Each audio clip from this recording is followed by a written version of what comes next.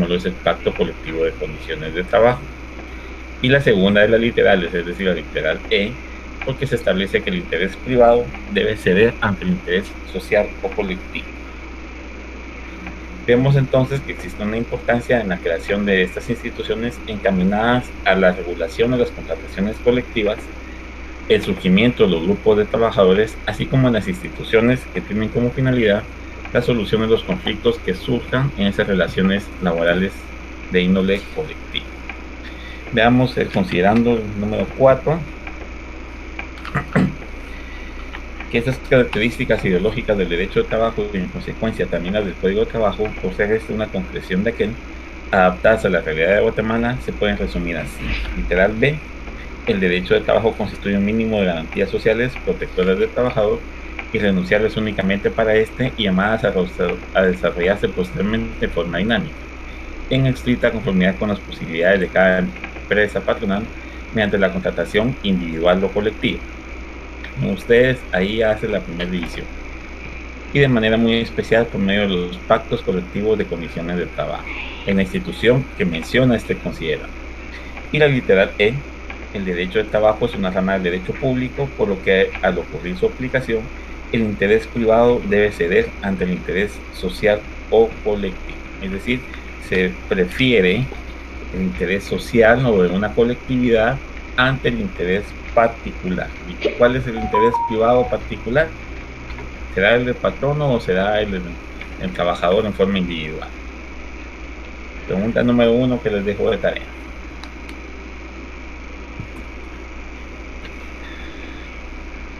En concordancia entonces con lo establecido en el artículo 34 de la Constitución, que reconoce el derecho de la libre asociación, y de esa manera se puede estipular y está regulado que nadie está obligado a asociarse ni a formar parte de grupos o asociaciones de autodefensa o similares, es que vemos el primer antecedente legal, no histórico, en cuanto a la libertad de asociarse. Un pacto colectivo de condiciones de trabajo no es una asociación de trabajadores, pero sí se firma o se llega a un consenso, se formaliza. ¿Por qué? Porque existe un sindicato de trabajadores o sindicatos de trabajadores o de patronos, y que generan ese documento que va a regir el resto de las relaciones laborales de manera colectiva y no en particular. Ya lo vamos a ver más adelante. El artículo 101 de la Constitución regula que deben de fijarse entonces las normas de cumplimiento obligatorio para empleadores y patronos, tanto en los contratos individuales como en los colectivos. Esta es la segunda división que se hace a nivel legal en cuanto a la contratación individual y colectiva, y que deben normarse la relación o deben de fijarse las normas de cumplimiento obligatorio para ambas partes, tanto de manera individual como de manera colectiva. ¿Cómo se norman las relaciones individuales en un contrato o en una relación de trabajo? Pues simplemente con un contrato de trabajo. El patrón establece las situaciones en las que se debe prestar el servicio y el trabajador las acepta o no las acepta. Aquí no existe una autonomía de la voluntad en cuanto a las condiciones que el trabajador va a fijar para desempeñar esa relación laboral. Simplemente se adhiere, lo vemos desde el punto de vista mercantil, como un contrato de adhesión, a lo que ya el patrón estipula. Esta es una de las primeras normas de cumplimiento obligatorio. Está el contrato y sobre eso nos vamos a regir. Obviamente, el Código de Trabajo son normas de cumplimiento obligatorio, el pacto, el reglamento, pero el punto de partida ahí es el contrato de trabajo, individual obviamente. Para las relaciones colectivas existen entonces no solo contratos, sino una serie de instituciones que el mismo código genera, la misma normativa legal genera, para poder dar cumplimiento a estos preceptos constitucionales. Para eso entonces daremos paso a nombrar y establecer cada una de esas instituciones que de alguna manera son normas de derecho sustantivo, y algunas muy específicamente, bueno, creo que es tema de otra clase, pero Las que veremos son normas relacionadas al derecho colectivo.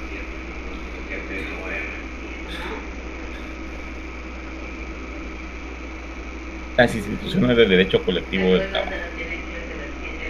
Al realizar un estudio doctrinario, podemos llegar a la conclusión de que existen diversas instituciones en materia de derecho laboral colectivo. Estas instituciones son: 1. La libertad de coalición. 2. La asociación profesional. 3. El contrato colectivo de trabajo. 4. El pacto colectivo de condiciones de trabajo. 5. Los conflictos colectivos de trabajo. 6. El reglamento interior del trabajo. Y el 7. la previsión social. Cada uno de ellos, pues, obviamente tiene ciertas particularidades que los hacen únicos. En algún momento podrán considerarse muy similares, pero tienen sus diferencias, tal vez no tan evidentes, pero que sí nos permiten de alguna manera hacer esa división en cuanto a la institución de la que estamos hablando y el uso que se le da a esa institución, porque no es lo mismo un pacto colectivo que un contrato colectivo. No es lo mismo un pacto colectivo que un conflicto colectivo. El conflicto se genera, ya veremos más adelante, y una de las posibles consecuencias que puede tener esa solución del conflicto puede ser llegar a crear ese pacto. Eso lo veremos más adelante. O bien también las medidas, como ustedes bien saben, de la huelga y el paro, que son instituciones que derivan de la falta de solución de un conflicto colectivo. Libertad de coalición. La libertad de coalición la podemos definir como un acuerdo temporal de un grupo de trabajadores para la defensa de sus intereses comunes. Aquí son intereses comunes los que vamos a defender. Yo tengo un interés particular distinto a esos intereses, no estoy obligado a coaligarme con otros trabajadores para defender ese interés. Si a mí no me afecta en nada lo que ellos están peleando, si a mí no me va a beneficiar en nada, puedo o no formar parte. De igual forma, si me beneficia, si me perjudica, puedo o no formar parte de esa asociación o de ese grupo de trabajadores que se unen para defender sus intereses. La característica aquí es que es temporal, es un acuerdo temporal de unión de esos trabajadores. La coalición no es una huelga ni un cierre patronal ni otro medio de acción directa.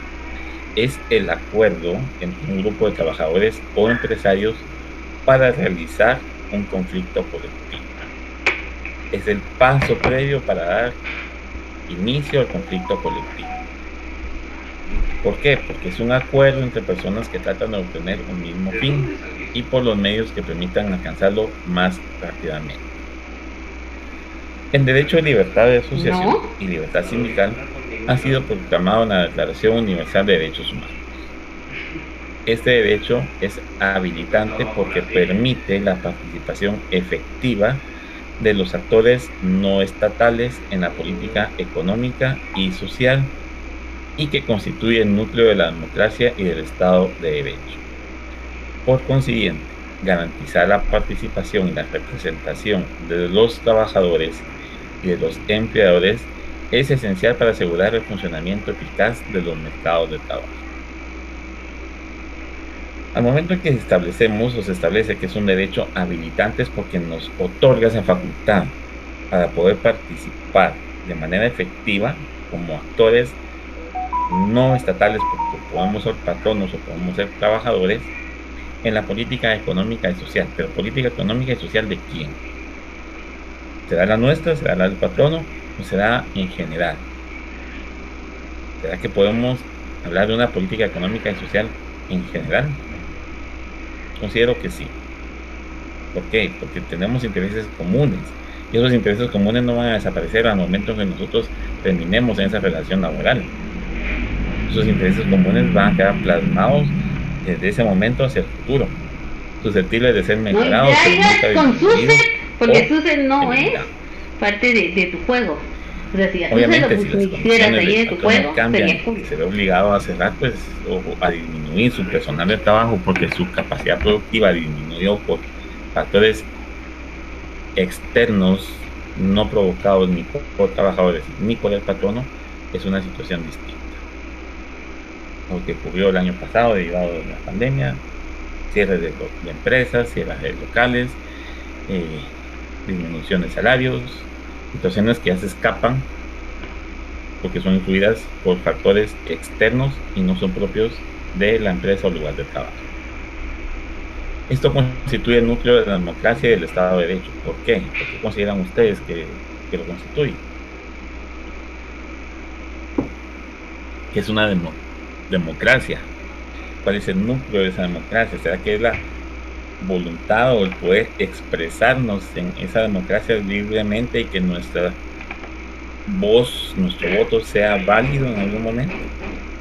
Viene mi ¿Y por qué compañero. hablamos del Estado de Derecho? ¿Qué es un Estado de Derecho? Vayan Pregunta a básica abrirle del a mi privado, ¿qué es un compañero que Estado trajo de Derecho? los tamales. Se los dejo en el tintero. Por Nico, consiguiente, entonces garantizar la participación y la representación de los ahorita. trabajadores y de los empleadores. Es esencial para qué? Asegurar el funcionamiento eficaz de los mercados de trabajo. Si generamos condiciones para brindar una relación laboral estable, bien retribuida, que los trabajadores se sientan comprometidos a rendir, a ser eficaces, a garantizar el tiempo de productividad y todo lo que conlleva una relación de trabajo, que estamos garantizando. Estamos garantizando una estabilidad laboral a nivel general. Estamos habilitando mercados de trabajo. ¿Por qué? Porque no existen conflictos que generan esa zozobra de inversión. Nadie va a querer invertir en un país para poner fábricas, para poner empresas, si sabe que eso le va a generar conflictos con los trabajadores. No es un mercado eficaz. Van a disminuir las fuentes de empleo. ¿Qué se pretende? Que ese acuerdo entre los trabajadores para ser representados, participar, ser escuchados a nivel democrático, fortaleciendo el Estado de Derecho ante los patronos sin la intervención de los actores estatales, permite o tiene como objetivo que los mercados laborales sean prósperos, que funcionen de mejor manera para generar más fuentes de trabajo. Ese es el objetivo final. El funcionamiento eficaz de un mercado de trabajo es eso: mantener la estabilidad laboral, evitar los conflictos, generar fuentes de empleo. ¿Para qué? Para que la fuerza de producción, que es el trabajador, esté bien. Al haber esas situaciones, ya se generan inversiones por parte de empresas o entidades posiblemente transnacionales y eso mejora el mercado de trabajo, lo hace más competitivo.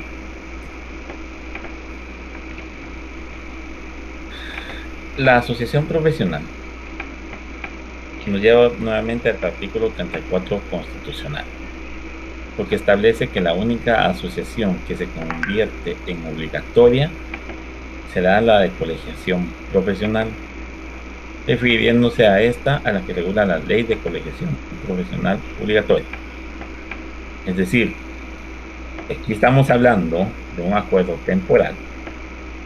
Cuando hablamos de la siguiente institución como asociación profesional, la única que es obligatoria y permanece, a menos que desaparezca la profesión, desaparezcan todos los profesionales, es la colegiación profesional. ¿En qué consiste esta? ¿Ustedes que van a ser futuros profesionales? Supongo que a estas alturas ya leyeron la ley de colegiación profesional obligatoria. ¿Por qué de esa ley? ¿Qué implica esa ley? ¿Hacia quién va dirigida? ¿En cumplimiento a qué vamos? ¿Será que la Constitución nos norma de que tenemos que estar colegiados para poder ejercer nuestra profesión de manera liberal? ¿O colegiados para incluso ejercer la profesión dentro de una institución del Estado? La Constitución nos obliga, igual que la ley. en la única asociación profesional que permanece por fuerza de ley siempre. Una vez se crea, hasta que muera el último, podría decirse. Obviamente hay asociaciones profesionales que no tienen un colegio como tal, pero están colegiados o adscritos a un colegio muy similar. Podemos hablar o ejemplificar con los criminólogos, los politólogos, los de relaciones internacionales. No tienen un colegio como tal por la cantidad de colegiados que son. Están adscritos al colegio de abogados y notarios. ¿Tienen obligación de colegiarse? Sí. Es una asociación profesional. Los colegios profesionales, el colegio de abogados y notarios en nuestro caso, es una asociación profesional. Ahí tienen ustedes un claro ejemplo y no pueden perderse dentro de su examen, ya sea parcial, final o de un técnico profesional, en qué es una asociación profesional y cuál es el ejemplo más claro de esa agrupación o de esa asociación. ¿En qué consiste? Es una agrupación entonces de personas físicas o jurídicas. En el caso de los colegios profesionales, pues obviamente somos personas físicas las que integramos un colegio, unidas por la afinidad de un trabajo, profesión o interés común. Colegio de abogados, por la misma profesión. Si fuera una asociación profesional por personas individuales o físicas, por afinidad de un trabajo, sería otro tipo de asociación profesional o un interés común. Más de algunos, supongo yo, ha escuchado la asociación de, creo que es de periodistas, locutores y comunicadores sociales. ¿Es una asociación profesional? Sí. ¿Afinidad por trabajo o un interés común? Sí. La comunicación en general. Ese es otro ejemplo de una asociación profesional y no necesariamente regulada dentro de la ley de colegiación profesional obligatoria. Generalmente las asociaciones profesionales entonces se entienden como la aglutinación de personas por razones de mejora y protección laboral para quienes comparten una actividad o pertenecen a una misma empresa. Obviamente no podemos hablar, por ejemplo, en el caso del colegio de abogados, de una protección laboral, porque muchos podemos trabajar en una dependencia del Estado, muchos podemos tener una asesoría en una dependencia del Estado, muchos podemos estar solo litigando con nuestra oficina. Y no hablamos de una protección laboral. Mejoras, desafortunadamente no hemos visto ninguna mejora en los últimos años en el colegio, pero esto va más encaminado a asociaciones profesionales que aglutinan personas para defender o proteger relaciones laborales dentro de una actividad o una misma empresa. ¿Hay alguna asociación que ustedes puedan dar ejemplos? Sí, han de haber muchas, una misma empresa, pero son profesionales. Están unidas por la afinidad a un trabajo, por la afinidad a un interés común, pueden pertenecer a una misma empresa, sí, pero no son sindicatos, no son grupos coligados ni nada por el estilo. Es una asociación profesional. ¿Existen? Sí existen. Se las dejo de tarea, por ejemplo, ustedes tendrán que investigar en este caso específico cuál podría ser un ejemplo de una asociación profesional dentro de una empresa para proteger los intereses laborales. Obviamente no es sindicato.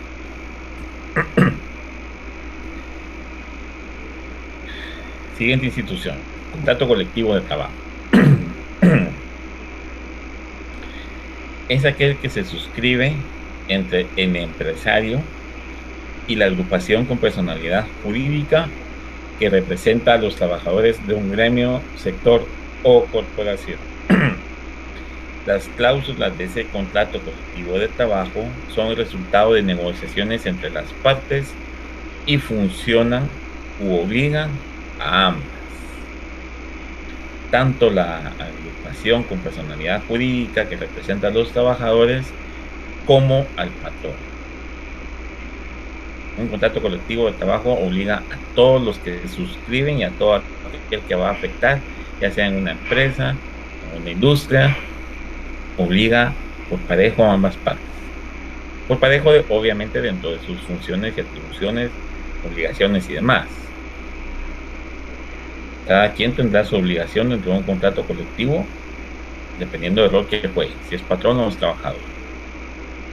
De acuerdo con el Código de Trabajo, el contrato colectivo de trabajo es aquel que se celebra entre uno o varios sindicatos de trabajadores, es decir, la agrupación con personalidad jurídica que representa a los trabajadores, y uno o varios patronos o uno o varios sindicatos de patronos, por virtud del cual el sindicato o sindicatos de trabajadores se comprometen bajo su responsabilidad a que algunos o todos sus miembros ejecuten labores determinadas mediante una remuneración que debe ser ajustada individualmente para cada uno de estos y percibida en la misma forma. Aquí hablamos de esas obligaciones. ¿Cuál va a ser la obligación del trabajador? Ejecutar las labores determinadas. Ese es el compromiso que ellos adquieren y son responsables de ese compromiso una vez se firma un contrato colectivo de trabajo. ¿Cuál va a ser la obligación del patrono? La remuneración ajustada individualmente a la labor desempeñada y percibida de la misma forma, es decir, cancelar de la misma manera. ¿Igual trabajo, igual salario? Sí. ¿Se debe cancelar en quincena a fin de mes? Sí. ¿Existe prohibición de cancelar más de tanto por ciento si fueran trabajadores agrícolas? Sí. Son obligaciones del patrono que debe respetar dentro de un contrato colectivo de trabajo. Aquí se da eso. Claro, sus cláusulas son el resultado de negociaciones entre las partes.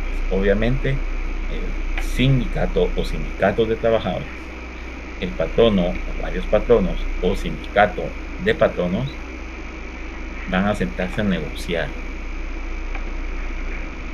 Y esas negociaciones a las que llegamos generan este contrato colectivo de trabajo que obliga a ambas partes. Uno, pagar los salarios en forma específica o individual, percibida de la misma forma, y el otro a hacer la tarea para la cual se comprometió.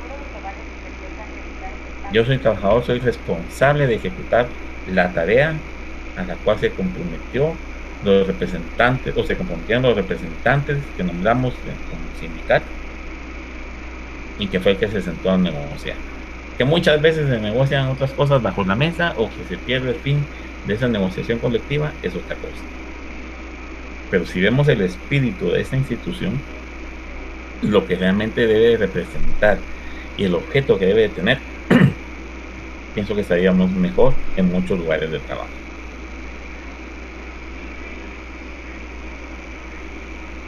El contrato colectivo de trabajo tiene algunas situaciones muy particulares. La existencia de ese contrato colectivo de trabajo, el único medio de prueba para generar o para establecer que realmente existe, es el documento respectivo. Aquí debe haber un documento, debe ser un contrato colectivo respaldado a un documento. Un contrato escrito, no puede ser nunca oral. Debe de expresarse en nombre de las partes que lo suscriben, es decir, qué sindicato o sindicatos de trabajadores, qué patrono o sindicato de patronos son los que suscriben ese contrato colectivo de trabajo. ¿Puede existir más de un contrato colectivo por empresa? Sí. Pudiendo existir uno por cada sindicato o por trabajadores en varios sindicatos. Creo que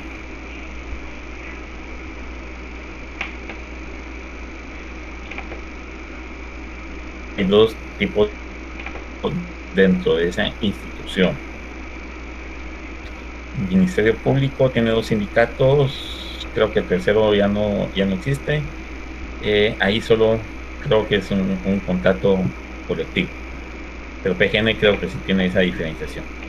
Salud Pública creo que tiene como 4 o 5 sindicatos, ahí creo que también hay diferentes contratos colectivos de trabajo. Si un patrono dentro del contrato colectivo de trabajo se aparta de un sindicato o grupo patronal que celebró contrato colectivo, el contrato como tal no pierde vigencia. El patrono deja de ser responsable porque ya no es parte de, ya no es sindical, patrono sindicalizado, ya no es parte de un grupo patronal, pero el contrato colectivo que firmó él en su momento no pierde vigencia. Otra de las características es que el sindicato es responsable por las obligaciones contraídas por sus miembros en el contrato colectivo. Es decir, el sindicato responde por el incumplimiento de las obligaciones o de las responsabilidades que debe de tener el trabajador. Si yo, trabajador, elegía a los líderes sindicales, nos nombramos para que se sentara a negociar el contrato colectivo, él asume esa responsabilidad dentro del contrato, pero ya nosotros como trabajadores dejamos de cumplir, el sindicato es responsable. El sindicato debe responder por ese incumplimiento del contrato colectivo de trabajo. Nunca he sabido de un caso así, donde el sindicato debe responder. No sé cuál sería la consecuencia porque de igual forma, o por lo menos en el Código de Trabajo no existe regulación, yo no la he ubicado, ni dentro de mi estudio, ni dentro de mi práctica, en cuanto a cuál sería la responsabilidad del sindicato. Supongo que ha de estar incluida dentro del contrato colectivo de trabajo cuál será la consecuencia que el sindicato no responde por ese compromiso adquirido. La otra situación es que solo pueden exigirse para su cumplimiento los derechos y acciones que nazcan de la suscripción del contrato colectivo cuando su incumplimiento cause un perjuicio individual. Yo, trabajador, estoy siendo afectado por el contrato colectivo porque este no se cumplió, puedo hacer valer y exigir ese cumplimiento de los derechos y acciones que surgieron de ese contrato colectivo de trabajo. ¿Sí? No las voy a exigir, no puedo argumentar ese perjuicio si la situación que me lo está provocando no surgió de ese contrato colectivo de trabajo. Tiene que exigirse su cumplimiento si esa situación nació con el contrato colectivo.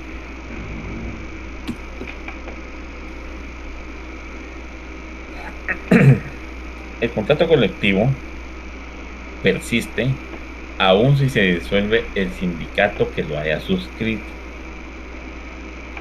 Debe de existir siempre por escrito. Recuerden que es el único medio de prueba de la existencia del contrato colectivo, y generarse en 3 copias, una para cada una de las partes y otra que se remite a la autoridad administrativa de trabajo. ¿Quién es? Simple y sencillo, Ministerio de Trabajo. ¿A través de quién? De la inspección o el departamento de trabajo. Comparecen a la firma del contrato colectivo los representantes de los sindicatos, quienes deben de acreditar su personería para poder suscribirlo. Si no tienen la personería, si no la presentan, si no justifican la representación que dicen tener, el contrato no puede ser firmado. Pues mucho ojo con eso. Si ustedes en algún momento apoyan el sindicato por estar gestionando un contrato colectivo, resulta que el sindicato, los líderes no tienen esa representación, porque el trabajo será infructuoso. El contrato supone algunas ventajas para la empresa, como por ejemplo establecer salarios. En el contrato colectivo de trabajo se establecen los salarios que van a regir para cada uno de los puestos o situaciones que ocurran dentro de la empresa.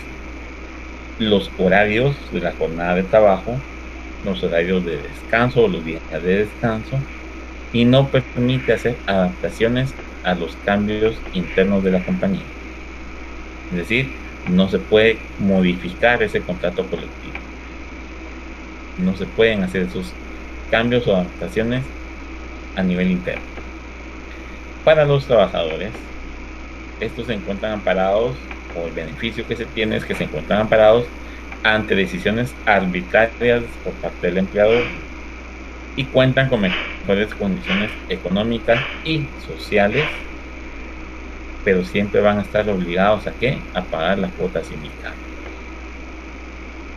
Es decir, yo pertenezco a un sindicato, generamos toda esta situación, se logró suscribir el contrato colectivo. ¿Cuál va a ser mi obligación? Pagar la cuota sindical, mantenerme dentro del sindicato y permitir que el sindicato exista para poder mantener esa lucha. Una lucha obviamente pacífica, no vamos a una lucha de choque, pues, ni de agresión. ¿El contrato va a persistir si desaparece el sindicato? Sí. Pero en algún momento es otro vacío legal que encontré por ahí, según mi criterio. Puede ser que ese contrato ya no rija las nuevas relaciones de trabajo. No hay sindicato, no hay un grupo de trabajadores que lo esté peleando, no se puede suscribir uno nuevo, no se puede generar una situación para que mantenga su vigencia. Puede ser que al momento en que el último trabajador que era beneficiado con ese contrato se vaya de la empresa, el contrato desaparezca. Ya no va a haber gente, ya no va a haber partes involucradas, el grupo de trabajadores ya no va a existir. Obviamente un contrato colectivo de trabajo no es esa su función, es que debe existir independientemente del tiempo o de la cantidad de trabajadores que en su momento lo hayan firmado, se hayan beneficiado, que con el último desaparezca. Pero si no hay un sindicato que vaya a velar por proteger esos intereses, puede ocurrir que el patrono no le haga ver a los nuevos trabajadores en la existencia de ese contrato, los contratos los empieza a hacer de forma individual y en algún momento pues el contrato colectivo vaya a desaparecer. Como les digo, es un vacío porque no encontré mayor situación en cuanto al contrato colectivo. Habría que ver si existe algún tipo de jurisprudencia en la página de la CC o la Corte Suprema en cuanto a alguna situación de esta naturaleza.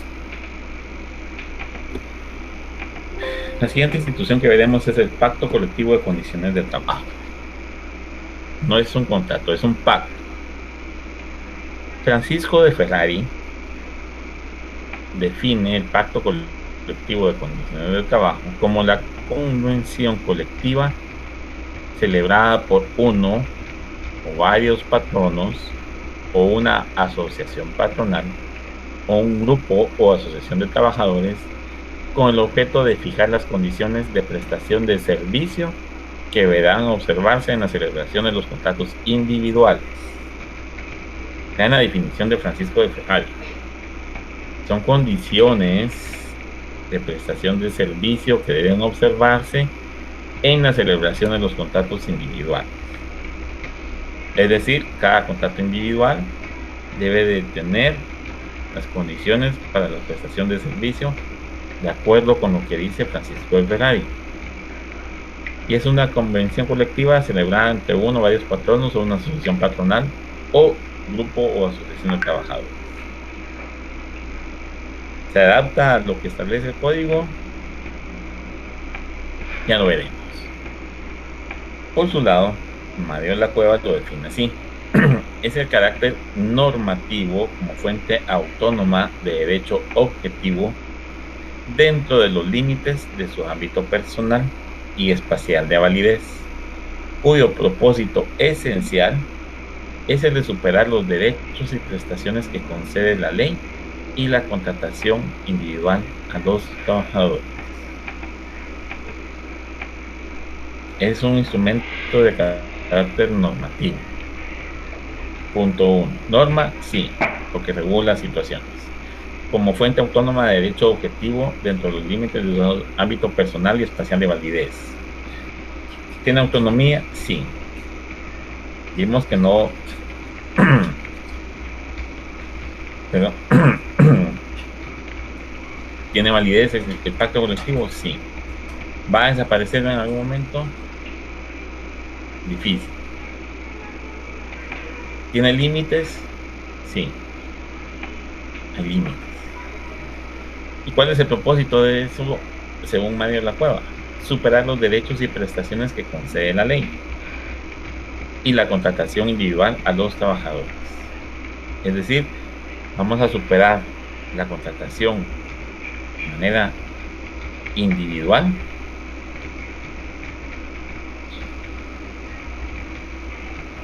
o vamos a considerar la contratación de forma colectiva y el beneficio va a ser en la contratación individual. Nos deja un poco más despejado el panorama, excepto con la contratación individual a los trabajadores. Pero veamos qué establece el Código de Trabajo, que es la normativa que nos rige.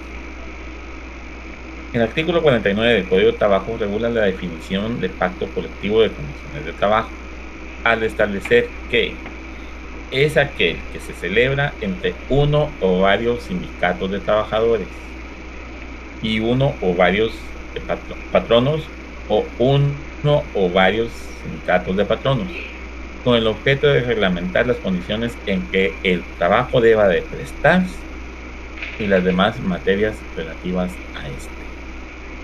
Es una definición muy general. ¿Por qué? Porque únicamente establece que hay que reglamentar las condiciones en que el trabajo se va a prestar y las demás materias, es decir, todo lo relacionado a las condiciones de trabajo, horarios, salarios, descansos y demás. Pero va a reglamentar las condiciones. Aquí no hace una diferencia en cuanto a si va a reglamentar las condiciones individuales o colectivas. Pero obviamente, si estamos hablando y entendiendo que su nombre es pacto colectivo, las condiciones que va a reglamentar va en beneficio de ¿quién? De la colectividad dentro del lugar de trabajo. Es distinto a esto, a un contrato. Puede existir un contrato por cada sindicato. Aquí no. El pacto colectivo reglamenta las condiciones en que el trabajo deba prestarse a nivel general. No pueden haber varios pactos colectivos hasta lo que hemos visto en este momento. El pacto colectivo de condiciones de trabajo tiene carácter de ley profesional entre las partes que lo suscriben y a sus normas deben adaptarse todos los contratos individuales o colectivos existentes o que se realicen en forma posterior.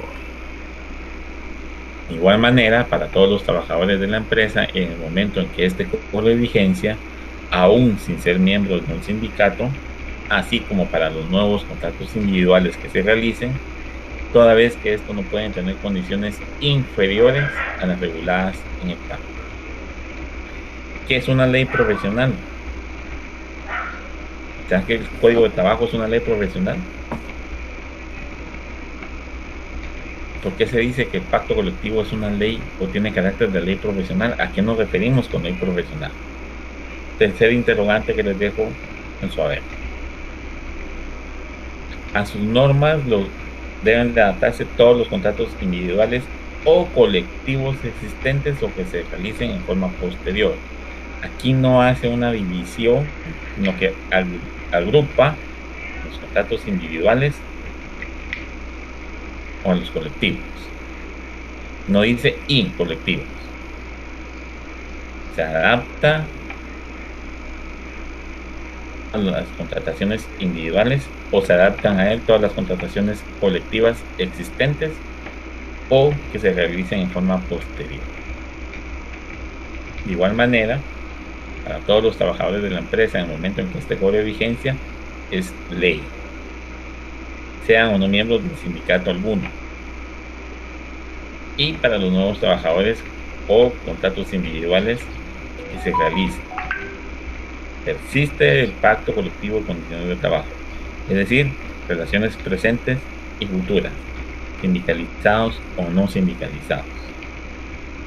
Y no puede permitir ese pacto tener en los nuevos contratos condiciones inferiores a las reguladas. Es decir, el pacto tiende a ser el mínimo de condiciones o el mínimo de garantías para regular las condiciones en que se va a prestar el trabajo. y las demás condiciones o materias relativas a este.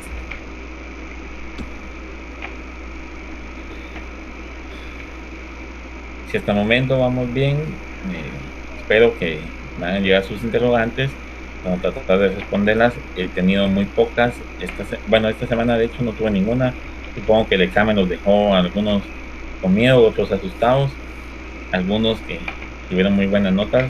No los conozco todos por nombre y apellido, o los conozco todos físicamente, pero para el que tuvo casi la nota máxima, los que tuvieron nota máxima, sin tener chivos y sin copiarse y sin trabajar en grupo para resolver su examen, pues los felicito. Ahora que llegó a esa nota, porque le ayudaron, pues chispudo sí, que haya aprendido, saben. El propio Código de Trabajo clasifica los pactos en dos tipos. 1. Pactos colectivos de empresa o de centro de producción determinado. Y 2. Pacto colectivo de industria, de actividad económica o región determinada. Clasificación de los pactos. De empresa o de centro de producción, de industria o actividad económica o región determinada. Para el caso de los primeros, es decir, los pactos colectivos de empresa o de centro de producción determinado, son aplicables las disposiciones del artículo 45 al 52 inclusive. Y para el segundo, es decir, el pacto colectivo de industria o de actividad económica o región determinada, deben incluirse las disposiciones relacionadas o mencionadas en el artículo 54 al 56 inclusive. El artículo 53 hace referencia a las estipulaciones que ambos tipos de pactos deben de contener. Es decir, el 53 establece ciertas estipulaciones que aplican para ambos pactos. Veámoslo así rápidamente. Artículo 53. En el pacto colectivo de condiciones de trabajo debe estipularse lo relativo a profesiones, oficios o actividades y lugares de trabajo, duración del pacto y el día en que debe de comenzar a regir. Las demás estipulaciones legales en que convengan las partes, lugar, fecha de la celebración del pacto y las firmas de las partes. Eso es de cajón en todos los pactos. Y si ustedes se dan cuenta, la literal B establece duración del pacto y el día en que debe comenzar a regir. ¿Cuánto es el plazo de vigencia de un pacto? No menor de 1 año ni mayor de 3. Si a término de los 3 años no se ha suscrito un nuevo pacto y no se ha solicitado que se continúe con la vigencia de este, puede desaparecer. ¿Será que se queda sin efecto el pacto que dice el mismo artículo? En cada ocasión se entiende prorrogado automáticamente durante un periodo igual al estipulado si ninguna de las partes lo denuncia por lo menos con 1 mes de anticipación al respectivo vencimiento. Es decir, para que mantenga su vigencia, ¿es necesario denunciar o no es necesario?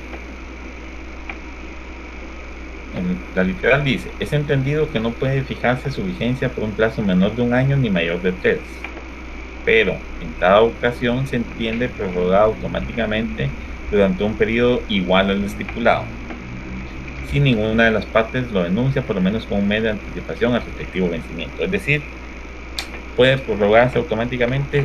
Sí. ¿Se va a prorrogar por el mismo plazo por el cual fue estipulada su vigencia? Sí. ¿Pero esto va a pasar sí y solo sí?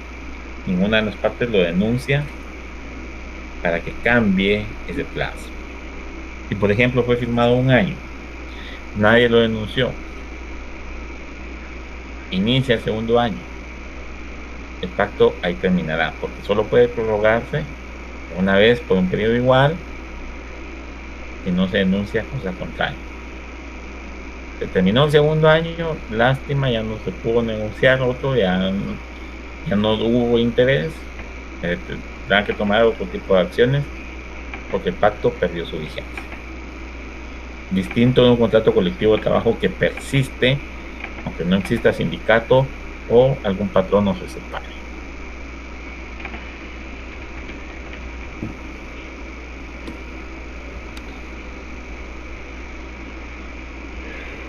Existe una diferencia en cuanto al plazo en estos tipos de pactos. El primer pacto, el que es el colectivo de empresa, su vigencia es de 1 a 3 años, mientras que la del pacto de industria es de 1 a 5 años.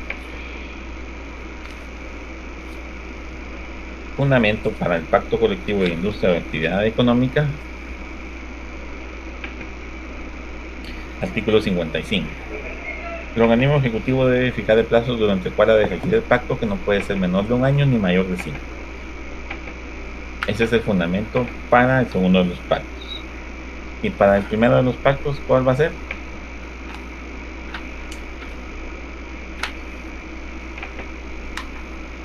Creo que ay,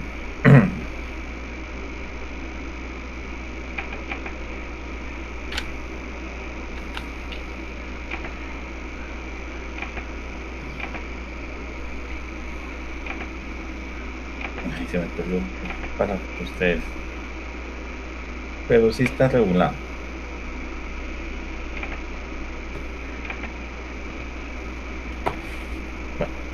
Bueno,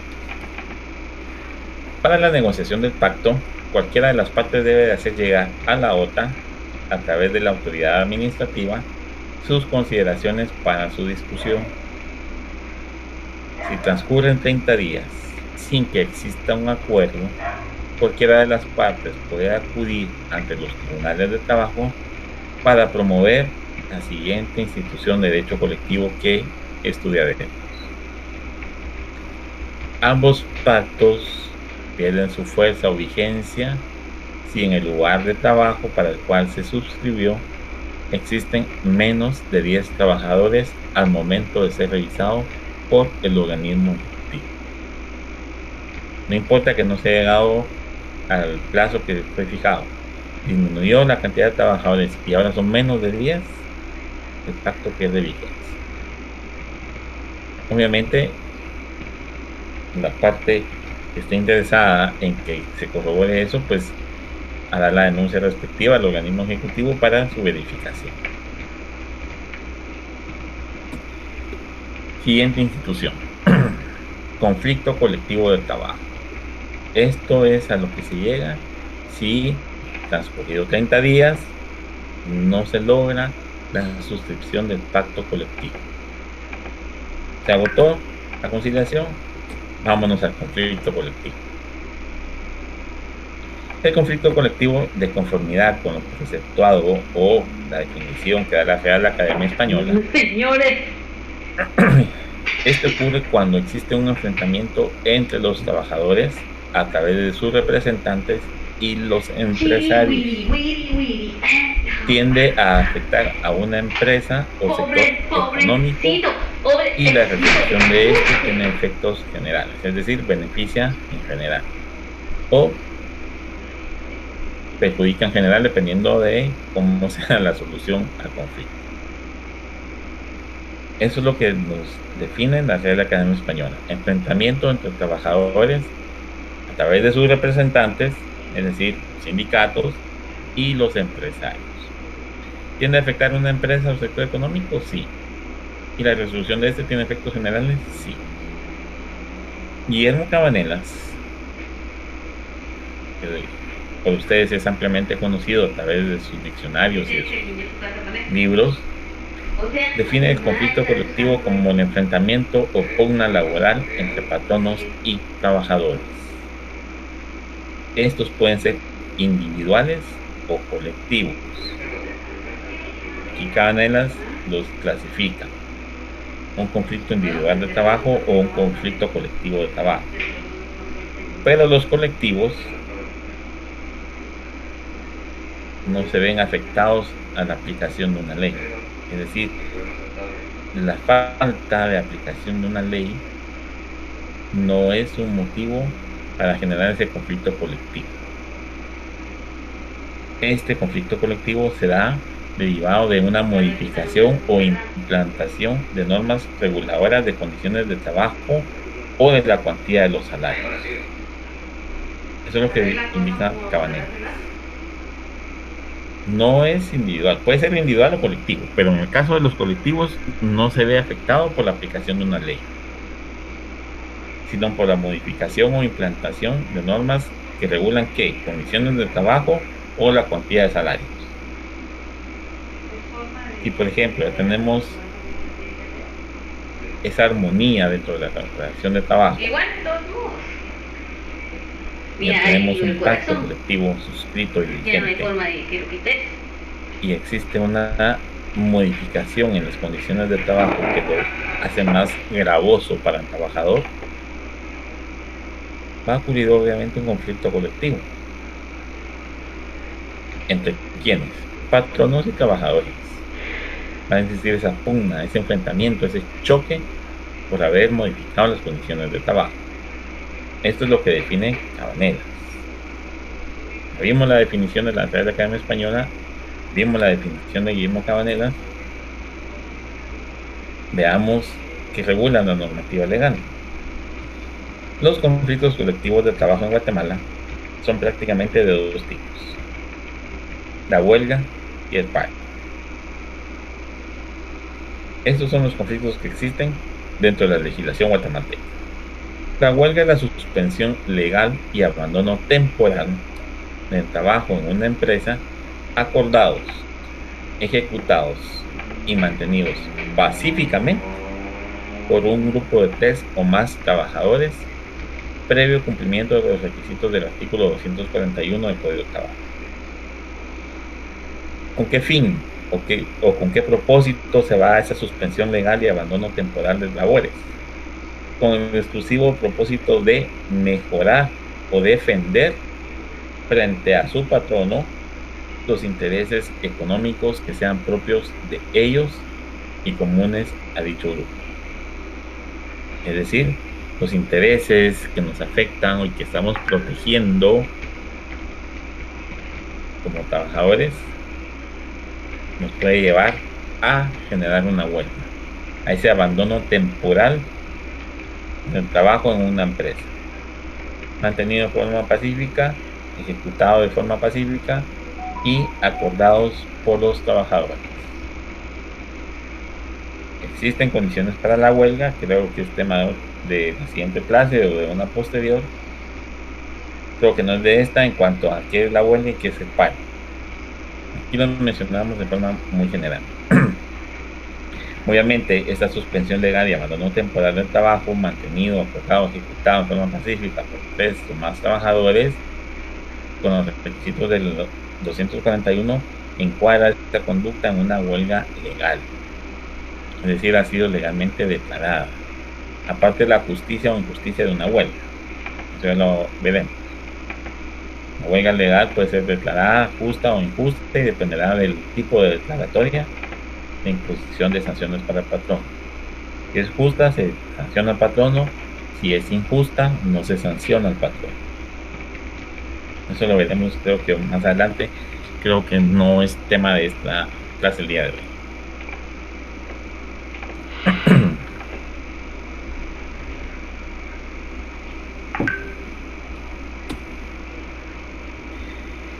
El otro tipo de conflicto colectivo que ocurre en Guatemala es el paro, el cual, de conformidad con el Código de Trabajo, consiste en la suspensión y abandono temporal del trabajo ordenados y mantenidos por uno o más patronos en forma pacífica y con el exclusivo propósito de defender frente a sus trabajadores los intereses económicos que sean propios de ellos, es decir, del patrón. En su caso, comunes a los mismos si fueran varios patronos. Obviamente, yo tengo interés en defenderme ante los trabajadores porque lo que piden es materialmente imposible o no es posible porque me llevan a la quiebra, por ejemplo, con un aumento del 100% del salario, no lo puedo pagar, no puedo sostener eso, me puedo ir al paro legalmente declarado. Porque si no es legal, habrá consecuencias. El paro, para que sea declarado legal, debe cumplir con los requisitos exigidos por el código, porque si no es ilegal, si no se cumple, es un paro ilegal. El paro, de igual manera, puede ser justo cuando son los trabajadores los que son declarados responsables o los que generan esos motivos para que yo, patrono, me vaya al paro. E injusto cuando esos motivos son responsabilidad del patrono. Si esos motivos como patrono los creo, el paro va a ser declarado injusto y obviamente voy a tener consecuencias. Si esos motivos los generaron los trabajadores, el paro puede ser declarado justo y no hay consecuencias. Aquí la consecuencia para el patrono no es tanto en lo legal o ilegal, sino la justicia o injusticia de ese movimiento. Igual para los trabajadores. Creo que estos temas de la semana, ay Dios, 9 o 10, si no estoy mal. Aunque no sé si es de la otra semana, pero vamos a ver más detenidos. La siguiente institución que veremos el día de hoy es el Reglamento Interior del Trabajo. Obviamente, si existen dudas, háganlas llegar. Lean ustedes las disposiciones del Código de Trabajo en cuanto a la huelga y el paro y van a ver ustedes de dónde surgen estas cuestiones y cómo más adelante en el código está la forma de solucionar esos conflictos o lo que puede llevar a generar esos conflictos. También está en el código. ¿Qué? El Reglamento Interior del Trabajo es una regla académica española, es el conjunto de disposiciones obligatorias para los trabajadores y empleadores, Allá abajo en la cocina, formuladas o modificadas unilateralmente por el empleador, que tiene por objeto organizar las labores de la empresa. Es decir, aplica para ambas partes, pero solo las genera ¿quién? El empleador. Él es el que fija esas condiciones, el que las puede modificar o dejar sin efecto. Lo que tiene por objeto organizar las labores de una empresa. Esa es la definición de la Real Academia Española. Guillermo Cabanelas, yo uso mucho Guillermo Cabanelas, ustedes van a disculpar tal vez, no porque no tenga a Osorio o algún otro tratadista, pero siento que las definiciones de Guillermo Cabanelas muchas veces son más amplias que las que da Manuel Osorio en su diccionario. Obviamente existe un diccionario de Osorio que tiene más de un tomo, pero también así es la inversión que se debe realizar. Entonces yo tengo básicamente un tomo, a excepción de la Real Academia Española, que ese sí tengo un complejo de 10 tomos y un par de enciclopedias más que tengo por ahí, pero en cuanto a diccionarios yo uso más a Guillermo Cabanelas por lo mismo, es más amplio en las acepciones que da. Lo considera o lo denomina también como reglamentaciones de trabajo y no es más que toda aquella norma que tiene como finalidad regular las condiciones en que se ha de desempeñar un determinado trabajo, ya sea que éste provenga de una disposición legal, de un convenio colectivo o de un estatuto. Es decir, porque la ley me lo ordena, porque existe un convenio o porque existe un estatuto que me obliga como patrono a generar esa reglamentación para las condicionar, vamos a establecer las condiciones en que se va a desempeñar ese trabajo. Eso es lo que nos refiere Cabanelas. Yo que quiero estar sucio y de acuerdo con el Código de Trabajo. El Reglamento Interior de Trabajo es el conjunto de normas elaborado por el patrono de acuerdo con las leyes, reglamentos, pactos colectivos y contratos vigentes que lo puedan afectar, con el objeto de precisar y regular las normas a que obligadamente se deben de sujetar él y sus trabajadores con motivo de la ejecución o prestación concreta del trabajo. Si ustedes ven, con la prestación concreta del trabajo es muy parecido a lo que establece Cabanelas.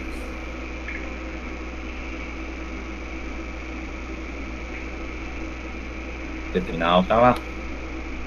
El Código de Trabajo establece con motivo de la ejecución o prestación concreta del trabajo. Eso es lo que pretende regular el reglamento. Las condiciones en que se va a prestar un servicio o realizar una obra de acuerdo a la definición de contrato de trabajo, pero en forma concreta. Dentro del texto del Reglamento Interior del Trabajo no es necesario incluir el sustento legal que aplica para cada una de las situaciones que en él se regulan, o para todas en general. No es necesario. Si el patrón no lo considera, lo puede hacer, pero no es requisito fundamental para su existencia. Para crear el reglamento, entonces es necesario que el patrono tenga en su empresa de forma permanente un mínimo de 10 trabajadores. Si tiene menos, no está obligado a hacerlo, y si tiene más, con mayor razón lo debe hacer. Caso contrario, el patrono no está obligado a emitirlo, es decir, si tiene menos de 10, no está obligado. Para que el reglamento interior de trabajo subsista, es decir, que exista y sea válido, debe de remitirse una copia del reglamento a la Inspección General del Trabajo. Dicha autoridad administrativa lo va a estudiar y, si lo considera factible, va a emitir el documento para su aprobación. Si no es aprobado, obviamente no puede estar en vigencia. Una vez aprobado por la autoridad del trabajo, este se debe dar a conocer a todos los trabajadores de la empresa con no menos de 15 días antes de su entrada en vigencia, debiendo de colocar en al menos 2 lugares visibles y accesibles copia del reglamento interior del trabajo para el conocimiento de los empleados. Es decir, por ejemplo, yo el día de ayer, viernes, lo recibí por parte de la autoridad administrativa aprobado para su entrada en vigencia. La entrada en vigencia tendrá que ser ¿cuándo? A partir del 16 de septiembre. ¿Por qué? Porque la misma ley me obliga a que debe de darlo a conocer a los trabajadores por lo menos con 15 días antes de su entrada en vigencia, debiendo colocarse al menos en 2 lugares visibles y accesibles para que todos los trabajadores tengan conocimiento de él. Dentro del contenido del reglamento interior de trabajo deben de colocarse las reglas de orden técnico y administrativa para la buena marcha de la empresa, así como las relativas a higiene y seguridad, instrucciones en caso de primeros auxilios, así como las de disciplina y cuidado de los bienes de la empresa. Hay muchas entidades del Estado que no tienen dentro del reglamento interior del trabajo disposiciones en cuanto a materia disciplinaria. Desconozco por qué en algún momento el ministerio pudo haber aprobado, puede ser que por ser el mismo Estado, y existe para algunos algún impasse en cuanto a cómo solventar esas cuestiones disciplinarias a lo interno antes de proceder en forma ya judicial. Yo tuve una batalla con la SAT. Al final de cuentas, pues la persona trabajadora dispuso no continuar, aceptó su sanción y demás, pero sí existe un gran vacío en ese reglamento de la SAT. De igual forma, los relativos a jornadas de trabajo, tiempo de descanso y para la comida, horario de labores, lugar de inicio de las labores y lugar de finalización de estas, los salarios y demás estipulaciones que están contenidas en el artículo 60 del Código de Trabajo. No, yo voy a encender mi luz porque casi no los veo.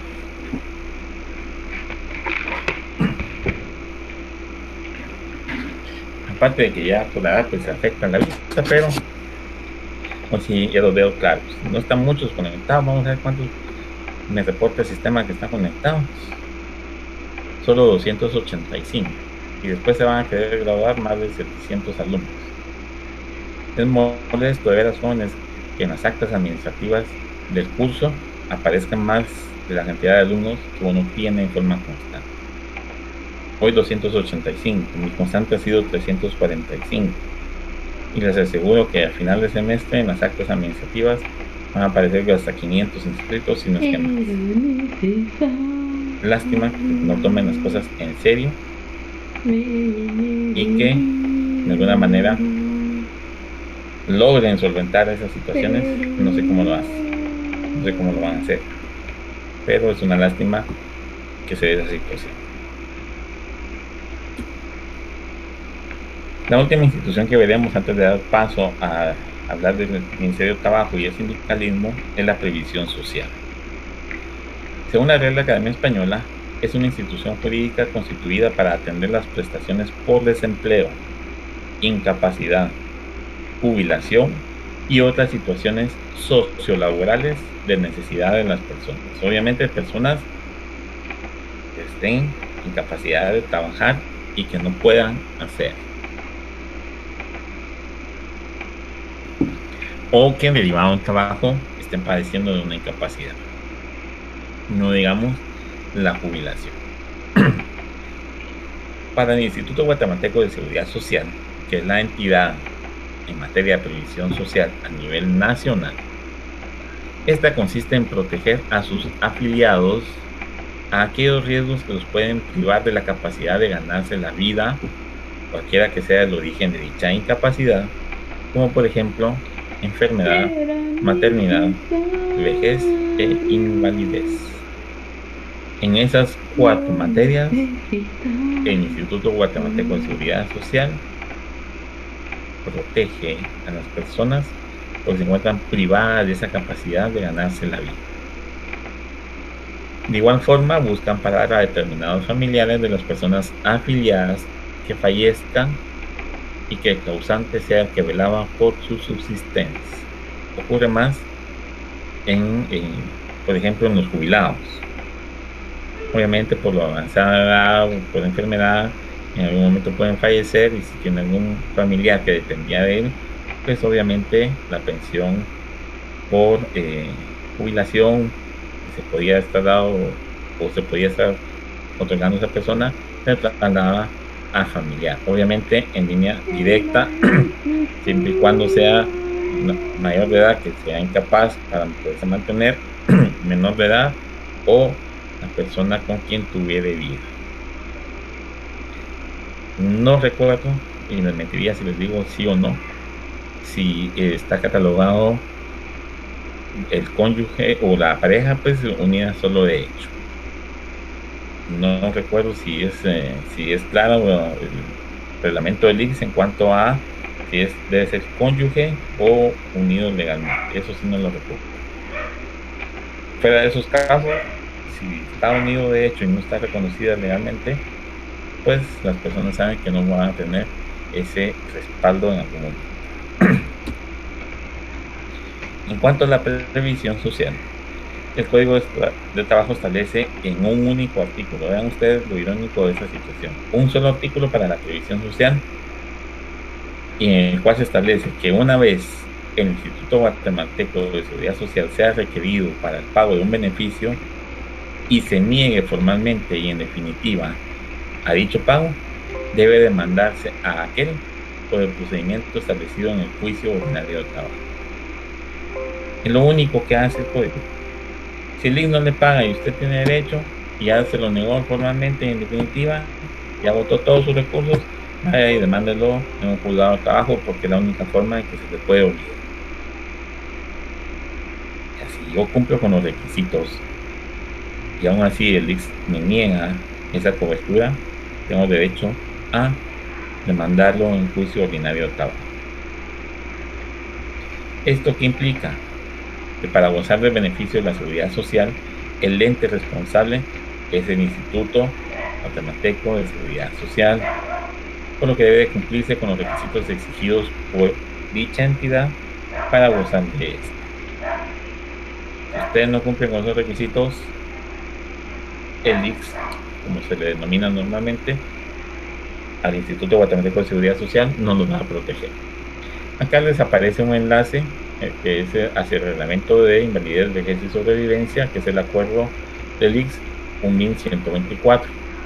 Entran a la página del ICS o el enlace siguiente: ixgt.org/wp-content UPLOABS/ley de acceso info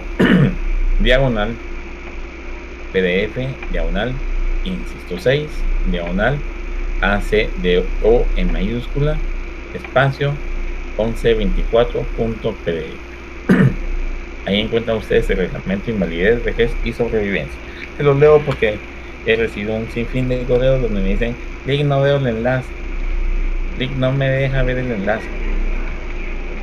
ustedes también lo quieren todos regalados. Y solo les voy a leer este porque es algo que nos interesa a todos. El resto, ustedes deben de darse la tarea de investigar, de ejercer esa materia investigativa, esa, no sé, esa cuestión ya propia de cada uno de ir más allá de lo que nos dan, prepararnos mejor. Bueno, siguiente, Ministerio de Trabajo y Previsión Social. La autoridad administrativa en materia laboral es el Ministerio de Trabajo, el cual es una dependencia del organismo ejecutivo y tiene como finalidad la dirección, estudio y despacho de todos los asuntos relativos al trabajo y a la previsión social. Esta última labor se realiza en coordinación con el Instituto Guatemalteco de Seguridad Social. Las demás autoridades tienen la obligación de prestarle la cooperación y auxilio que requiera la autoridad ya citada, es decir, el Ministerio. Sus resoluciones pueden ser impugnadas por los recursos que regula la ley. Ustedes saben cuáles son esos recursos, si se aplica la ley de lo contencioso, si se aplica alguna normativa distinta. Ustedes ya lo saben porque supongo que ya están estudiando o ya estudiaron su derecho administrativo. El Ministerio de Trabajo fue creado el 8 de febrero de 1947, con la emisión que hiciera en ese entonces el Congreso de la República a través del decreto 330, que es el Código de Trabajo, cuya vigencia es a partir del 1 de mayo de 1947. La conformación de dicho ente administrativo encargado de los asuntos de trabajo no se hizo sino hasta el 15 de octubre de 1956, a través de la emisión del decreto 1117 del Congreso de la República con el nombre de Ministerio de Trabajo y Bienestar Social. Así se denominó inicialmente el Ministerio de Trabajo.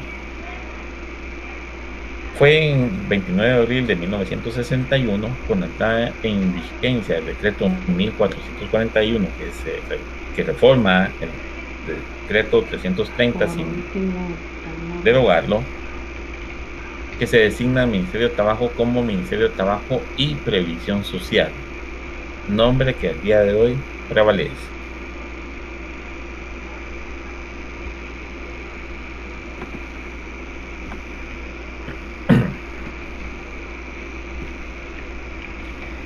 El Código de Trabajo regula qué dependencias o departamentos deben de existir dentro del Ministerio de Trabajo. Estas son las mínimas.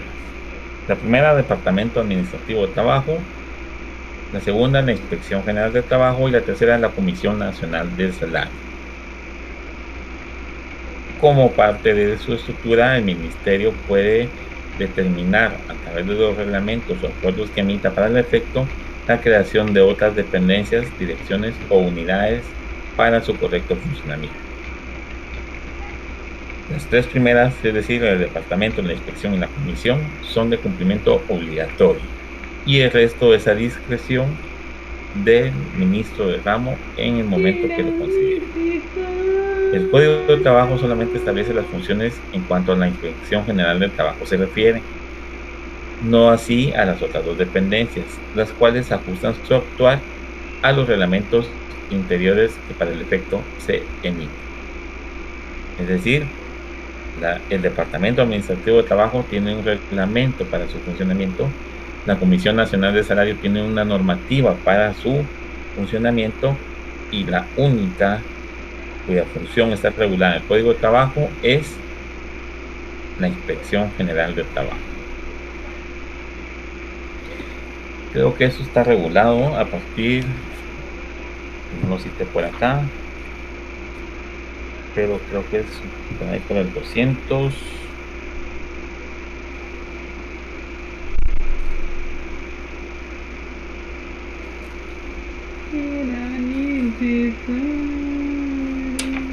Vamos a ver, el fundamento del ministerio es 274 y la Inspección General del Trabajo a partir del 278. Ahí encuentran ustedes las funciones de la Inspección General del Trabajo. Luego pues ya están la organización de los tribunales de trabajo, eso ya no es materia de la clase hoy. Último tema de clase, sindicalismo. Como punto de partida de esta figura, constitución, tenemos el artículo 34 siempre de la Constitución Política de la República de Guatemala.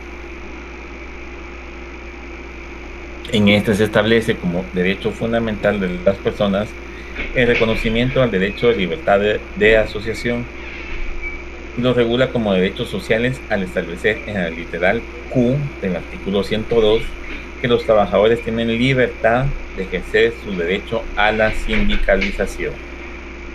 Es decir, el 34 deriva al 102 literal Q, tienen una estrecha relación y de ahí surge el sindicalismo. Estamos garantizados o tenemos ese derecho a asociarnos libremente una vez no sea una asociación ilícita, sí. ¿Y cómo lo vamos a manifestar en materia de trabajo? A través de un sindicato. Podemos definir entonces de manera muy general qué es un sindicato, como una agrupación de personas que luchan por la justicia social y los intereses de la clase trabajadora. Para Guillermo Cabanelas, el sindicato es la agrupación formada para la defensa de intereses económicos comunes a todos los asociados. Guillermo Cabanelas lo hace solo a los asociados.